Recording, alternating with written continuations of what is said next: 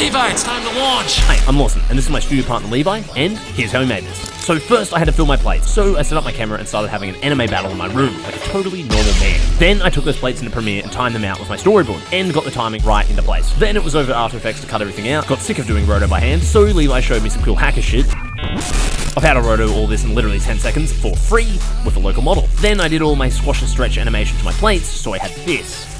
Now in Blender I had my plates, I quickly modeled up the interior spire I had in mind from this.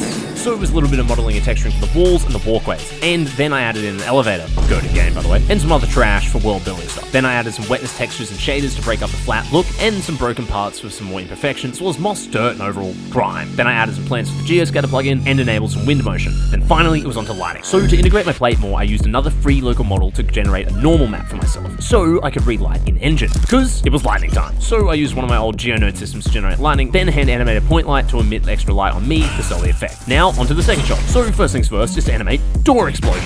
Decoupled the camera and animated some shake and motion to give it a little bit more pizzazz. Added some sparks and lightning from Footage Crate for some sweeteners. Simulated some moving boxes getting knocked over. Then simulated a shock wave through the cables using Blender's cloth sim. And finally, one more simulation of dust and debris in EmberGen. And with that, the second shot was done, and all that's left was space. So I imported an old Earth model I used from a project last year, set up my camera tracking system, and live hand animated the focus point bouncing around to give perfect timing. Then I finessed that timing a little bit on the camera path, and then imported debris fields and a Milky Way photo off in the background for some added depth. Then I added my satellites and drew in the laser animating along its path. And finally, it was off to Nuke to pipe everything through our scripts to give it that added flair. Then a little bit of sound design over in Premiere, and that's how we made the coolest reel ever.